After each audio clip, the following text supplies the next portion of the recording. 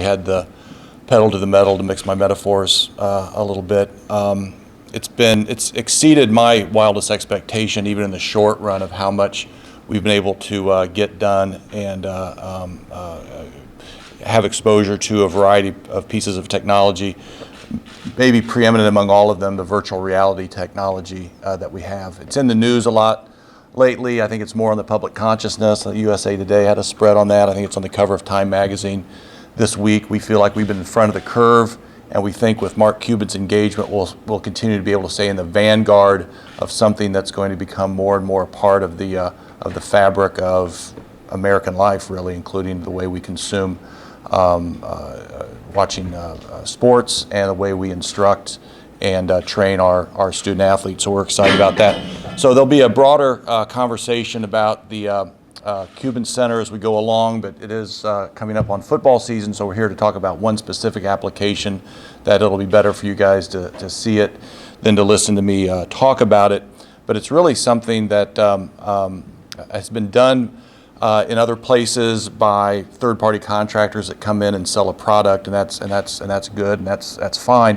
What I think distinguishes us is we actually have the product in-house. We have technicians here full-time that are able to custom make our product, if you will, to what our needs are. And Kevin Wilson's jumped into this with both feet. He's a math guy. He likes this technology stuff. He's been in NFL camps, for example, the Eagles, that have been pretty active in this at the NFL level.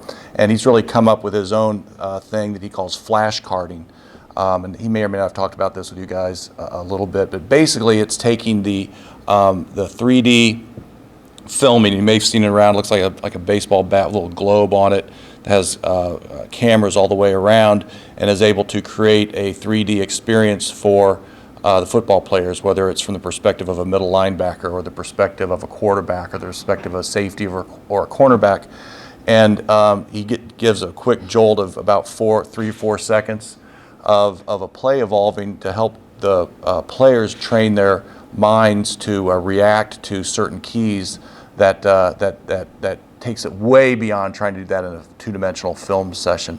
In fact, Kevin knows what he wants and said, well, look, I need to pause this, I need to reverse this, and that technology didn't exist until our folks went back to the people at the Advanced Visualization Laboratory and said, hey, Coach wants to be able to pause and reverse this, and actually made that a part of the technology. So I think the practical applications helping us improve the technology beyond what it's been.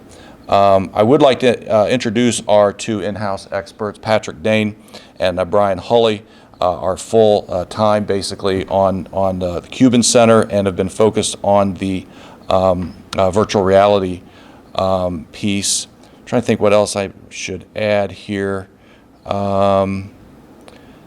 On a separate, so that's the visual reality piece. A quick update on where we are on the 3D technology. You know, the broadcast and replay where you get the different angles. I love this. Our experts from Tel Aviv have flown in, so that's how cutting edge we are. We have experts from Tel Aviv, not to sell us diamonds or anything, but to help us with the 3D technology and where all these cameras go inside Memorial Stadium, inside Assembly Hall. We do believe we're on track to have this in place for the upcoming basketball season. Football's a little dicier. We always knew that would be a little challenging, but I'm optimistic that it'll be in there for at least some of the games. So I'm not sure how many, but probably at least some of the games. So that's sort of the introduction. The real show are our technology guys and seeing the technology yourself. I know Nate's already been using this, and I think he really thinks it's going to be a plus for him in the program. So with that, I'd be happy to take any questions. I probably won't be able to answer them. The technical guys will, but I'd be happy to entertain any if you have them.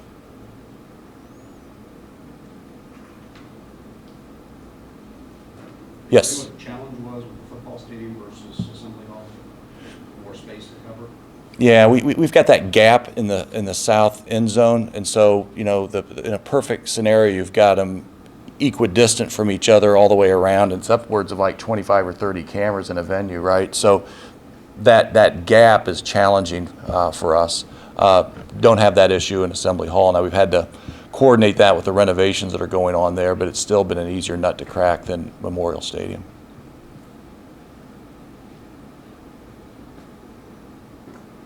All right.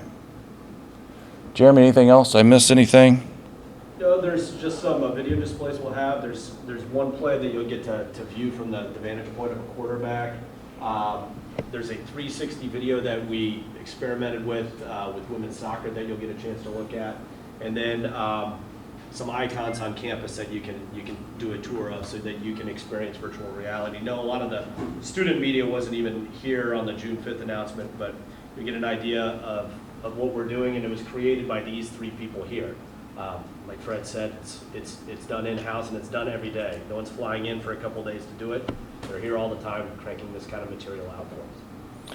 And I think that'll be one of the biggest advantages for us, that these folks are on the ground. They can interact with the coaches, even like the little thing on the flash carding, custom make that. They're not in and out like they are, and I think for every place else. I mean, we're the only entity, only college athletics department that has this in-house. That's a really, really big distinction. The other thing I'd mention is, when I said this all is exceeding our wildest expectation, the great thing is, I think that Mark Cuban is super involved in this. I will get dusts from him because he cyber dusts. He doesn't really like to text. And so I'm on cyber dust. So I get those like at 3 o'clock in the morning about, hey man, there's this really cool new application. Have your people call so-and-so.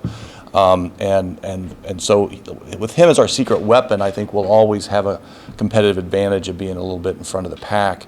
And it's really what I didn't think of, but it's probably pretty obvious. It's really a two-way street. So we want to access this technology, and we're eager to get in these doors. And he literally and figuratively opened doors in California for our group that went out there and met with a bunch of senior technology people in California. But the street flows the other way, because for these companies trying to get the attention of investors or consumers and so forth, Mark Cuban's a little bit of the good housekeeping seal of approval. And they are eager to partner with us, and we've gotten benefits from that in terms of our access to the technology, their availability, cost, and so forth.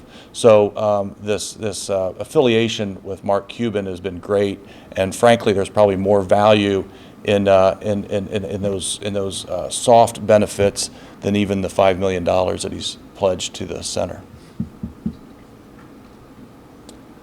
All right, any other questions?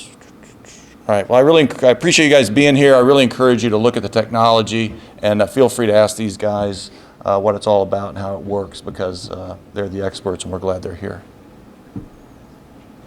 Thank you.